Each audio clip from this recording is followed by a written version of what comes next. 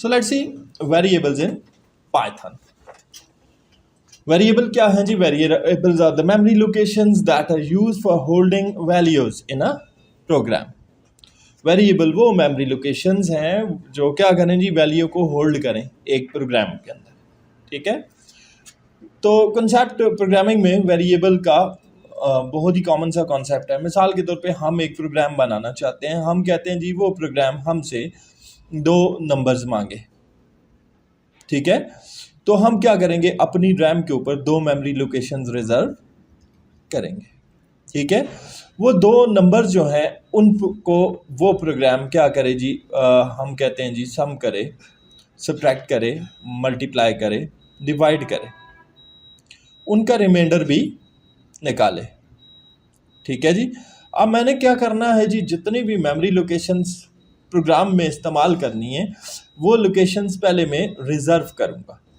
Programming से पहले, programme बनाने से पहले मेरा जो आइडिया होगा मैं क्या करूँगा जी? उन मेमोरी लोकेशंस को अपनी रैम के ऊपर स्पेस रिजर्व करूँगा कि जी मैंने जी ये मेमोरी लोकेशंस रिजर्व करनी है।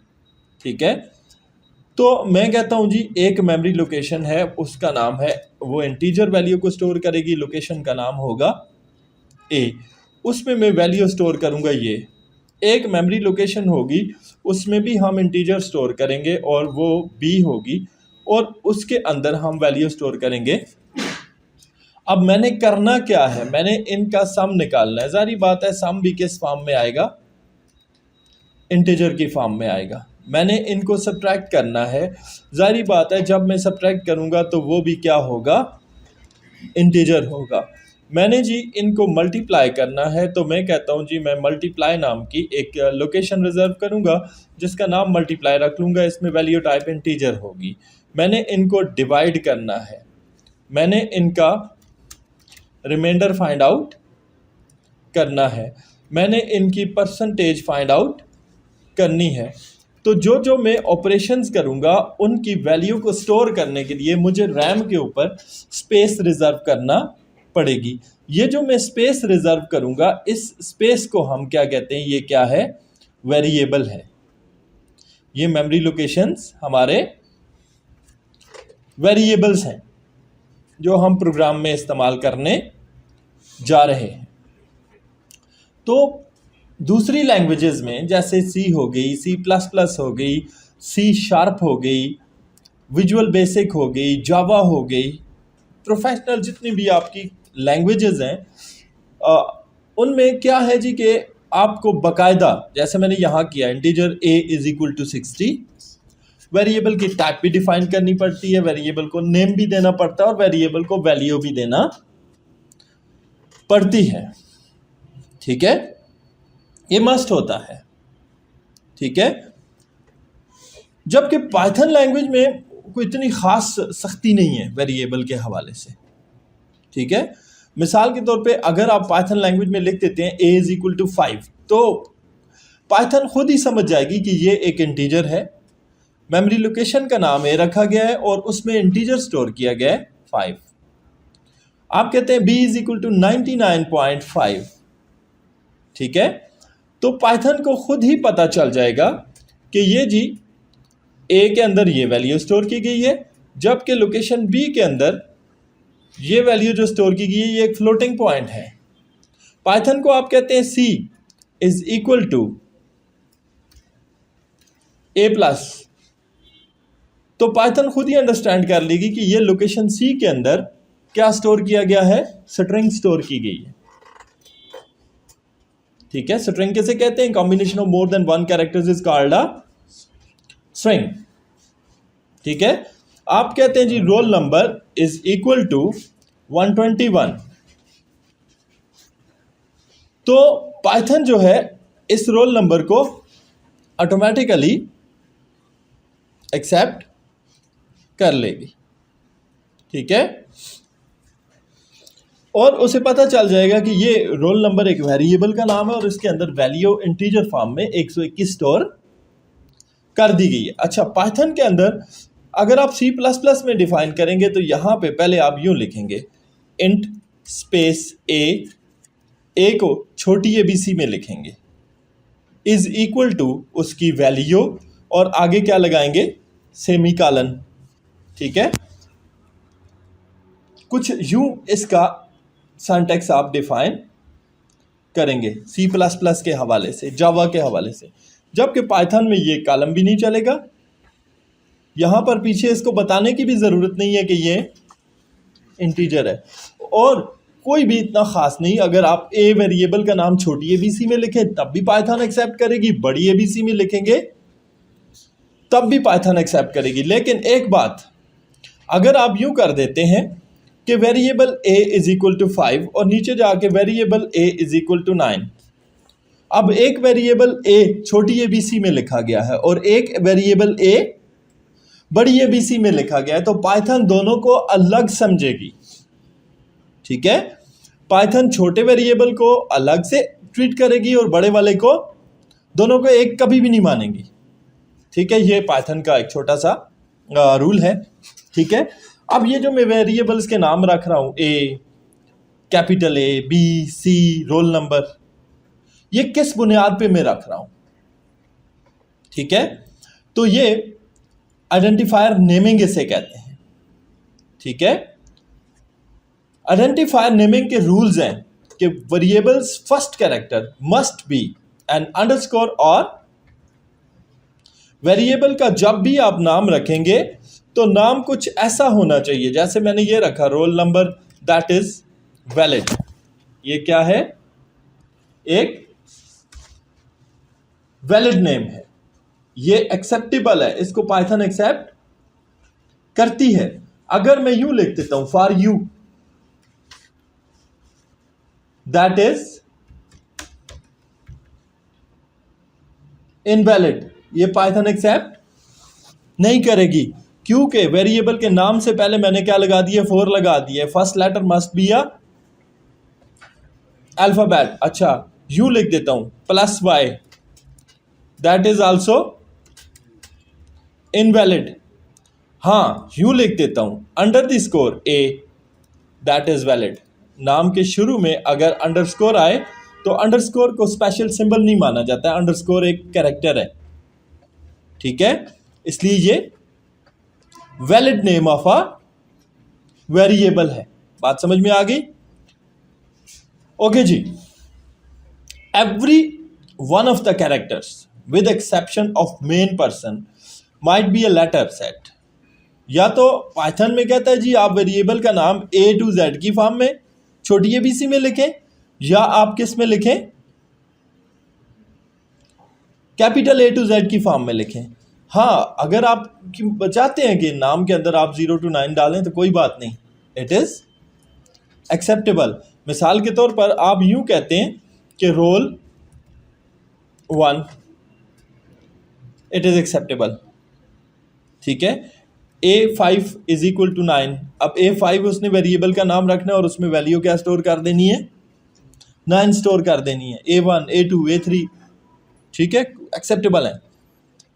लेकिन स्टार्ट किससे होना चाहिए? कैरेक्टर से स्टार्ट होना चाहिए। नेक्स्ट पे चलते हैं। White space special characters are not allowed. ठीक है, जैसे अभी थोड़ी देर पहले मैं कर रहा था, मैं कहता हूं जी roll plus number, it is not valid, roll plus number is invalid.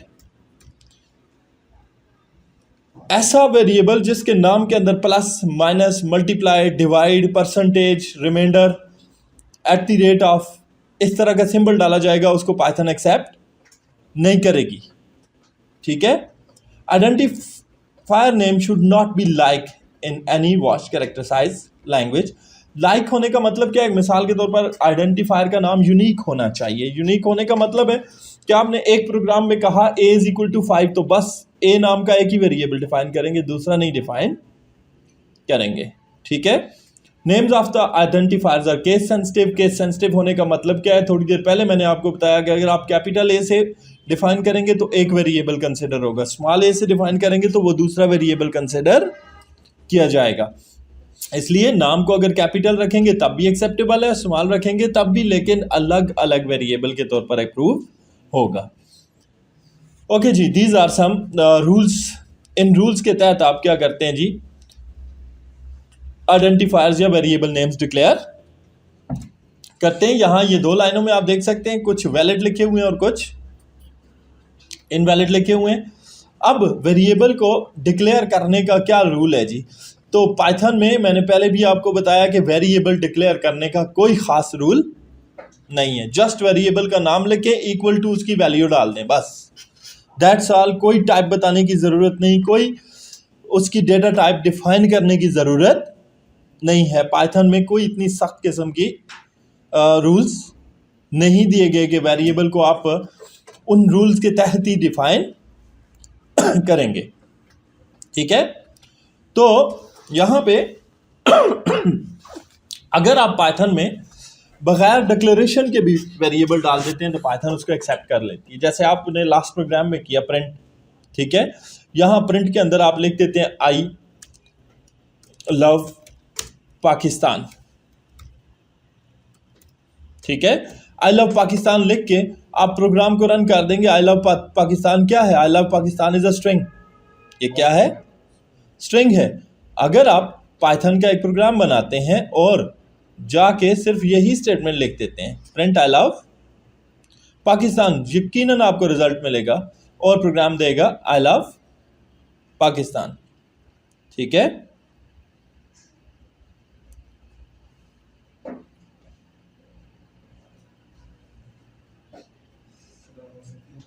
वालेकुम अस्सलाम जी।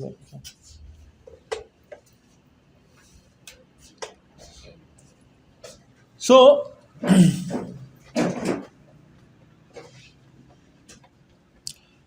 पाइथन के लिए इतना भी काफ़ी है कि आप वेरिएबल को ना भी डिक्लेयर करें तो पाइथन उसको एक्सेप्ट कर लेती है, ठीक है।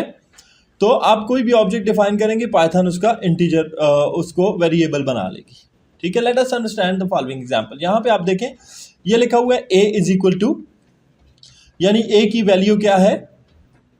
50 है। तो हमें कहता है कि इसका मतलब क्या है? In the above image variable a refers to an integer और ऑब्जेक्ट। ये एक इंटीजर है। यहाँ पे लिखा हुआ है a is equal to 50, b is equal to a। अब a एक अलग वेरिएबल है और b एक अलग वेरिएबल है और दोनों की वैल्यू क्या है?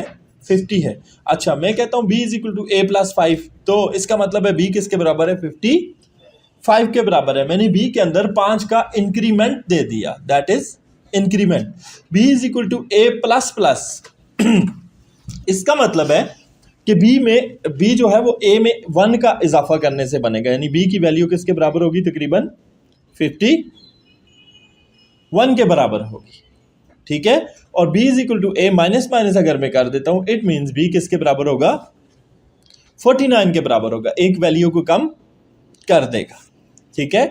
दैट्स हाउ पाइथन आपके वेरिएबल्स को डिफाइन करती है, ठीक है। पाइथन में असाइनमेंट इतनी आसान है, ठीक है।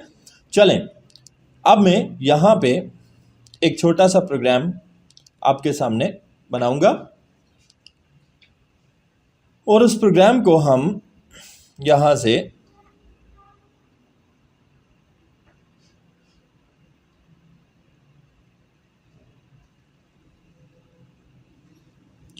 मूव करेंगे।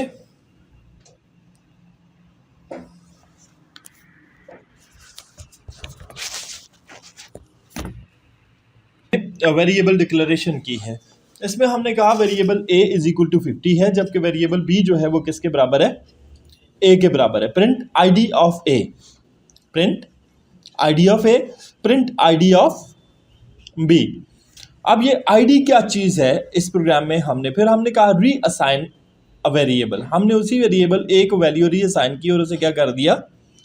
500 कर दिया। और फिर हमने कहा प्रिंट id ऑफ a। तो इस तरह करने से क्या होगा, ठीक है। तो जब आप एक ऑब्जेक्ट की आईडी क्रिएट करते हैं, ठीक है, every object created in Python has unique identifier. हर ऑब्जेक्ट का एक आइडेंटिफायर होता है। Python gives a dependable that no two items will have the similar identifier. So object identifier is using ID. Object identifier किस चीज़ को इस्तेमाल करेगा? आईडी को इस्तेमाल करेगा। अब यहाँ पर इस प्रोग्राम के अंदर हमने एक वेरिएबल की आईडी डिफाइन की, और आईडी को डिफाइन करके हम उसे यूज करके देखते हैं कि वो क्या रिजल्ट हमें प्रोवाइड करता है। ठीक है, सो लेट्स सी, पहले हम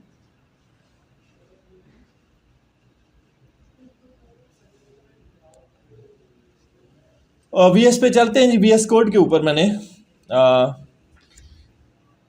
एक छोटा सा पाइथन का प्रोग्राम बनाया हुआ है। यहाँ पे मैं उठाता हूँ इसको और इसको कर लेता हूँ कॉपी और प्रोग्राम को इसमें पेस्ट कर देता हूँ। अच्छा, इसमें ये जो मैंने हैश के साथ लिखा हुआ है, हैश का मतलब है कि मैंने क्या किया है, एक कमेंट लिखा है ये कि मैं इसके बाद क्या करने जा रहा हूँ। इसके बाद मैंने ए की वैल्यू को तब्दील किया है, मैंने उसको रीअसाइनमेंट की है। चलें लेट्स सी, अब अगर ये जो प्रोग्राम मैंने बनाया है मैं इसको रन कर देता हूँ, क्या होगा, स्टार्ट डिबगिंग करेंगे। ठीक है, तो ये पाइथन की फाइल है, ये पहचानता है। तो डिबगिंग के बाद हमें नीचे यहाँ पे रिजल्ट शो होगा जी। अब ये पाइथन का डिबगर लॉन्च हो चुका है। तो इसने ये कहा कि आईडी ऑफ ए आपका ये है 140, 71, 72, 36, जबकि आईडी ऑफ बी भी यही है। क्यों कहा उसने? क्योंकि मैंने ये कहा था कि बी ए के इक्वल है। नीचे में आया, मैंने ए को एक नई वैल्यू असाइन कर दी, क्या चीज़, 500, और फिर से मैंने आईडी ऑफ ए को प्रिंट करवाया। तो इस दफ़ा उसने जो आईडी प्रिंट की, उसने उसका यूनिक आइडेंटिफायर अलग से दे दिया। क्यों कि इसकी बार पहली बार 50 के साथ उसने इसको एक अलग वेरिएबल के तौर पर लिया और 500 के साथ इसको अलग वेरिएबल के तौर पर एक्सेप्ट किया है। ठीक है, दैट्स वाई पाइथन ने ये आईडी दी है। ठीक है, अच्छा जी, वेरिएबल नेम्स के बारे में तो हमारा कॉन्सेप्ट हो गया। यहाँ पे नेम के मुतालिक एक छोटा सा प्रोग्राम है, अगर इसको हम बना लेते हैं तो ये हमें काफ़ी सारी चीज़ इसमें क्लियर हो जाएगी। लेट्स सी, इस प्रोग्राम में हमने क्या किया हुआ है। ठीक है, पहले मैं आपको प्रोग्राम समझाता हूँ साइड पे करके। यहाँ पे नेम NAME छोटी ABC में लिखा हुआ है, और उसमें मैंने एक नाम डाल दिया, मिसाल के तौर पर N कैपिटल AME, इसमें भी मैंने एक नाम डाल दिया। ठीक है, फिर NA छोटा लिख दिया, M को कैपिटल कर दिया, इसमें भी मैंने एक नाम डाल दिया। फिर सारा कैपिटल, इसमें भी मैंने एक नाम स्टोर कर दिया। फिर N के बाद अंडरस्कोर, A के बाद अंडरस्कोर, M के बाद भी अंडरस्कोर। ठीक है, इसमें भी मैंने एक नाम स्टोर कर दिया। फिर पहले अंडरस्कोर डाल दिया और फिर नेम नाम का वेरिएबल डिफाइन कर दिया, उसमें भी मैंने एक नाम स्टोर कर दिया। फिर नेम के बाद मैंने अंडरस्कोर डाला, उसमें भी मैंने एक नाम स्टोर, फिर मैंने पहले भी अंडरस्कोर डाल दिया और बाद में भी अंडरस्कोर, उसमें भी एक नाम स्टोर कर दिया, और आखिर में NA दरम्यान में 56 लिख दिया और ME के कर दिया। ठीक है, इसमें भी मैंने एक नाम स्टोर कर दिया। अब ये सारे नेम्स में एक प्रिंट स्टेटमेंट की मदद से डिस्प्ले करना चाहता हूँ। मैंने कहा प्रिंट, पहले वेरिएबल का नाम कॉमा, दूसरे वेरिएबल का नाम कॉमा, तीसरे वेरिएबल का नाम कॉमा। जितने वेरिएबल्स के नाम मैंने डिफाइन किए हैं उनको कॉल करने के लिए मैंने क्या कहा, कॉमा के बाद प्रिंट के अंदर बुलाता गया। ठीक है, अब एक ही प्रिंट स्टेटमेंट ये सारे नाम प्रिंट करके मुझे दे देगी। कैसे, लेट्स सी, मैं इसको कॉपी करता हूं और मैं आ जाता हूं रैपलेट पर या VS कोड के ऊपर, जहां आपको आसानी लगे। मैं यहां पे आता हूं और यहां पे आके मैंने इसे दे दिया जी। ठीक है, अब अगर प्रोग्राम को सेव करना चाहें तो सेव भी कर सकते हैं। कंपाइल करने के लिए रन और स्टार्ट डिबगिंग करेंगे और विद इन अ सेकेंड आप देखें अली, बिलाल, दाऊद, एहतशाम, फजल एंड सारे नाम वो जो आपने डिफाइन किए थे यहाँ पे लिखे हुए आपके सामने आ चुके हैं। ठीक है, अब ये सारे उसने अलग वेरिएबल के तौर पर लिए, हालांकि सब में वर्ड क्या लिखा हुआ है, नेम। अब अलग वेरिएबल के तौर पर पाइथन ने क्यों लिए कि मैंने हर एक का स्टाइल बदल दिया था, किसी को स्मॉल रखा, किसी को कैपिटल रखा, किसी में अंडरस्कोर डाल दिया, किसी में डिजिट डाल दिए। ठीक है, इस वजह से मुझे मुख्तलिफ रिजल्ट्स मिले हैं। बात समझ में आ गई? ये जी वेरिएबल डिक्लेरेशन के एक और छोटा सा प्रोग्राम हो गया। अब यहाँ पे इसमें हमने मल्टीपल केसेस का इस्तेमाल किया है, इसे कैमल केस कहते हैं। ठीक है। और उसके बाद हमारे पास ही मल्टीपल असाइनमेंट। मल्टीपल असाइनमेंट का मतलब होता है कि एक ही वैल्यू है और वो आप दो या दो से ज़्यादा वेरिएबल्स को असाइन कर दें। अभी थोड़ी देर पहले हमने कहा कि a इज इक्वल टू 50 तो b बराबर है a के, तो वो मैंने क्या किया था, मल्टीपल असाइनमेंट की थी। यहाँ इस प्रोग्राम में भी की हुई है जी, चेक करें। x is equal to Y is equal to z और तीनों की कीमत क्या है, प्रिंट x, प्रिंट y और प्रिंट z। यकीनन हमें तीनों का रिजल्ट 50 ही मिलेगा क्योंकि तीनों वेरिएबल्स को हमने एक ही वैल्यू असाइन की हुई है। तो let's run the program and see the result. तो आप देख सकते हैं 50, 50 एंड 50, ठीक है। सो यहां पर एक और एग्जांपल आ गई, ठीक है। अब वो तो हो गया कि हमने क्या कहा जी कि आप डिफरेंट वेरिएबल्स को एक ही वैल्यू असाइन कर दें, ठीक है।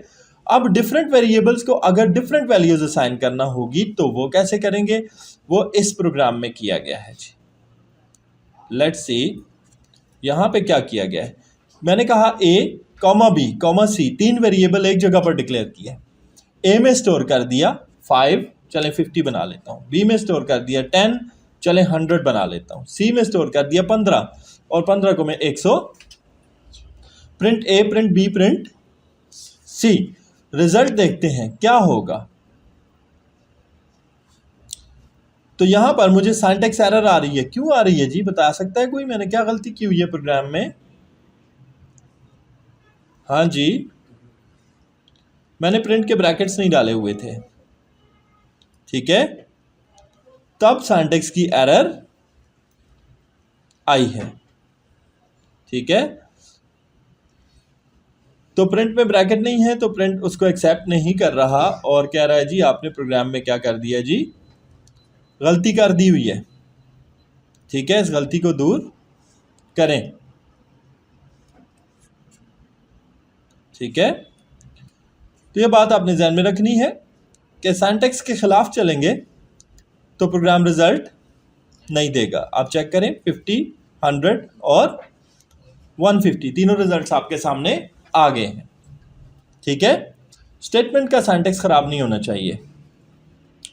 ओके जी। अब पाइथन में वेरिएबल की टाइपें, जिस तरह दूसरी तमाम लैंग्वेजेस में वेरिएबल की दो मेजर टाइपें, लोकल वेरिएबल और ग्लोबल वेरिएबल। लोकल वेरिएबल कौन सा होता है, वो वेरिएबल जो एक प्रोग्राम के अंदर डिफाइन किया जाए और उसको वही प्रोग्राम पहचाने, उसको उसी प्रोग्राम में इस्तेमाल कर सकें, तो उसे लोकल वेरिएबल कहा जाता है। जबकि ग्लोबल वेरिएबल वो वेरिएबल होता है जो एक प्रोग्राम में डिफाइन किया जाए तो उसको एप्लीकेशन में किसी भी जगह कॉल किया जाए, वो वहाँ पे इस्तेमाल किया जा सके, उसकी स्कोप ज़्यादा होती है, ठीक है। लेट्स सी यहाँ पर एक छोटा सा प्रोग्राम बनाया गया है जिसके अंदर लोकल वेरिएबल का इस्तेमाल है। इस प्रोग्राम को मैं अभी आपको दिखाता हूँ और फिर देखते हैं इस प्रोग्राम में हमने क्या किया हुआ है, उसके बाद फिर अगली बात पे आते हैं। सबसे पहले हमने ये कहा कि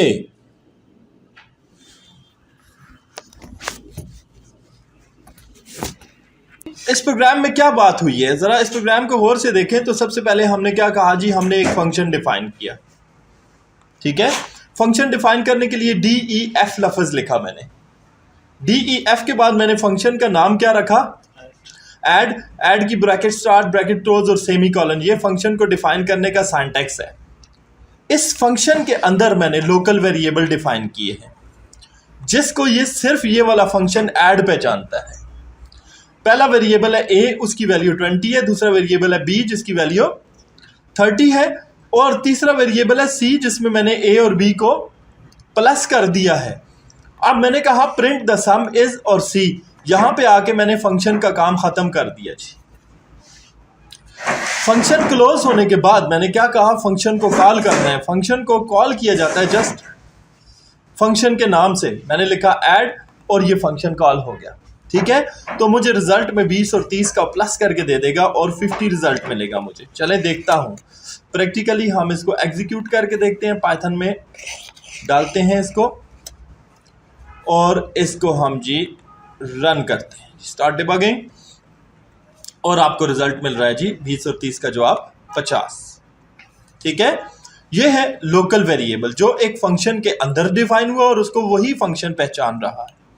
ठीक है, नोट्स में मैंने इसको एक्सप्लेन भी किया हुआ है, और एक्सप्लेन करने का मतलब यह है कि आप लोग आसानी से इसको समझ जाएं। अब ग्लोबल वेरिएबल आ गया। ग्लोबल वेरिएबल वो वेरिएबल होता है जिसका स्कोप ग्लोबल होता है, यानी उसको जहां पे डिफाइन करें तो प्रोग्राम के किसी भी हिस्से में उसको कॉल किया जाए तो वो इस्तेमाल हो सके। ठीक है, लेट्स सी, ये जो प्रोग्राम है इसमें इस तरह का काम किया गया है। क्या काम है जी, पहले हम जाते हैं यहां पे x नाम का एक वेरिएबल डिक्लेयर किया गया डायरेक्ट, जो किसी फंक्शन के अंदर नहीं है। ये जो वेरिएबल है ये ग्लोबल है। ठीक है, उसके बाद हमने एक फंक्शन डिफाइन किया और फंक्शन का नाम क्या रखा हुआ है, मेन फंक्शन। मेन फंक्शन में हमने ये कहा कि ग्लोबल वेरिएबल x की वैल्यू को प्रिंट करना है। ठीक है, तो यहां पे हमने कहा जी ग्लोबल x प्रिंट x की वैल्यू को प्रिंट करवाओ, x ये पड़ा हुआ है। ठीक है, मॉडिफाइंग द ग्लोबल वेरिएबल, अब x is equal to welcome to कुछ भी लिखते हैं। ठीक है, जैसे मैंने कहा अब x की वैल्यू को क्या कर दो, welcome to pick print x। ठीक है, नीचे मैंने मेन फंक्शन को कॉल किया, फिर मैंने प्रिंट x किया। चलें प्रोग्राम को रन करके देखते हैं।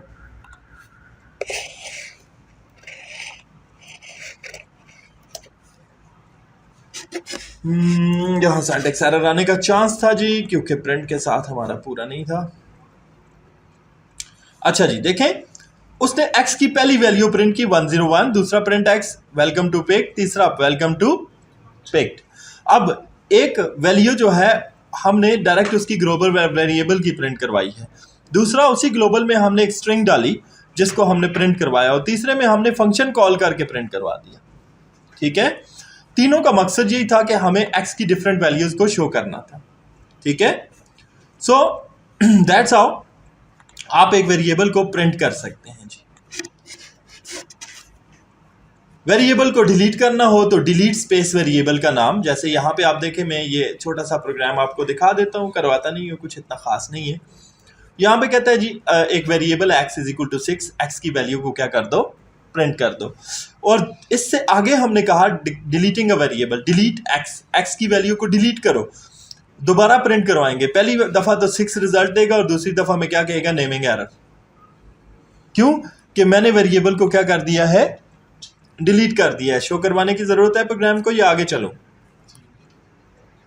ओके जी, दैट्स हाउ आप पाइथन लैंग्वेज के अंदर वेरिएबल को डिफाइन करते हैं। ये हमारा आज का टॉपिक हो गया।